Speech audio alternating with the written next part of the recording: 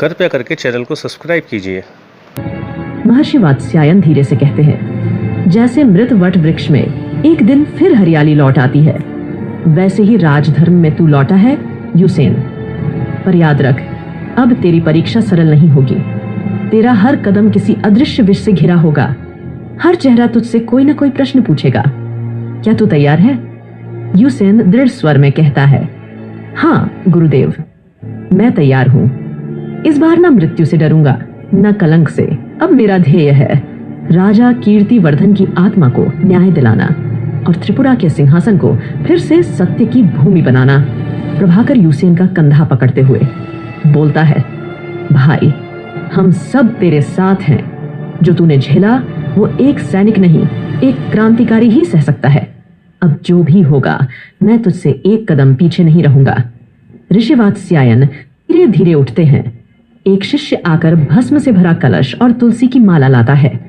ऋषि वात्स्यायन एक विशेष विधि से माला यूसेन के गले में डालते हुए कहते हैं, ये भस्म तेरे बीते जन्म की राख है और ये माला तेरे सत्य के मार्ग की रक्षा। आज से तू मेरे आश्रम का रक्षक नहीं, तू त्रिपुरा की आत्मा का जागृत योद्धा है। पर एक बात याद रखो, जब भी राह डगमगाए, अपने भीतर के प्रश्न से मत भागना, क्योंकि हर प्रश्न ही आगे चलकर उत्तर बनता है। सूर्य की पहली किरणें आश्रम की छत पर पड़ती हैं। यूसेन का चेहरा तेज से चमकता है। वह झुककर प्रणाम करता है। आश्रम की छत चंद्रमा की ठंडी सफेद रोशनी में नहाई हुई। समय मध्य रात्रि। आकाश में छाया हुआ मौन और झिंगुरों की मध्यम आवाजें। यूसेन आश्रम की छत पर बैठा है। उसकी आंखों में बेचैनी है। वह एक तक आकाश को देख रहा है। उसकी सांसें भारी हैं, चेहरा शांत दिखता है, मगर भीतर एक अशांत तूफान है। तभी पीछे से हल्की पदचाप आती है। ऋषि वात्स्यायन शांत मुद्रा में उसके पास आते हैं। यूसेन उन्हें देखकर धीरे से खड़ा होता है। ऋषि वात्स्यायन कोमल स्वर में बोलते हुए पूछते हैं, नींद तभी गहरी आती है जब आत्मा का बोझ हल्का हो। यूसेन धीरे से कहता है, गुरुदेव, नींद आती है पर भीतर जागरण रुकता नहीं। जब आंखें बंद करता हूं तो अतीत आंखें खोल देता है। ऋषि वात्स्यायन नीचे बैठते हुए कहते हैं, क्या देखता है तू यूसेन उस अतीत में? यूसेन कहता है, कोई चेहरा, कोई नाम, कोई वादा, लेकिन सबसे ज्यादा एक साया जो मेरी चेतना को घेरे रहता है। मैंने बहुत कुछ खोया है, शायद इतना कि अब खोने से डर भी नहीं लगता। एक क्षण चुप्पी छा जाती है। चांदनी यूसेन के चेहरे पर पड़ती है। उसकी आंखों में हल्की नमी झलकती है। ऋषि वात्स्यायन गंभीर स्वर में बोलते हुए कहते हैं, जो खोता है वही पाता है। जिसे अंधेरे ने छुआ हो वही प्रकाश को पहचान सकता है। यूसेन, हर आत्मा को एक बार खुद से मिलना होता है। वो मिलन कभी नींद में होता है और कभी इस तरह जागते हुए छतों पर।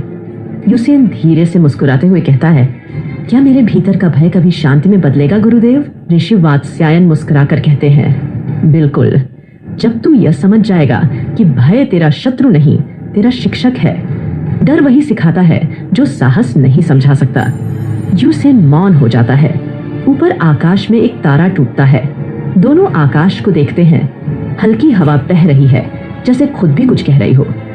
ऋषि वात्स्यायन आंखें बंद करते हुए कहते हैं, सो जा पुत्र, अभी तू पथिक है। कल भोर के साथ तू योद्धा बनेगा। यूसेन चुपचाप गुरु की ओर देखता है और आंखें बंद करता है।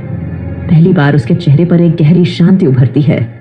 वो जो मृत माना गया था अब लौट आया है, पर हाथ में तलवार नहीं, सवालों का उत्तर और अपने भीतर का अंधकार लिए न्याय की आखिरी लड़ाई के लिए।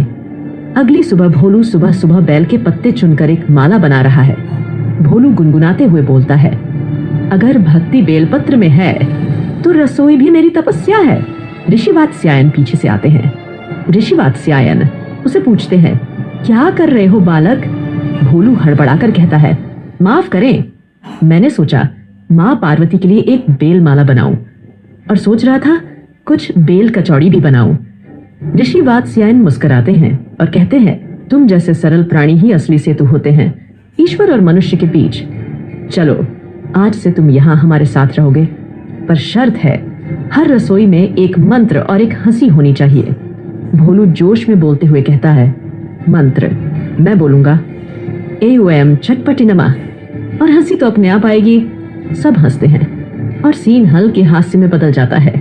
एक भूखा बेताल, एक तपस्वी योद्धा और एक चुलबुली रसोइया, जब तीनों मिले तो युद्ध से पहले रसों का महासंग्राम तय है।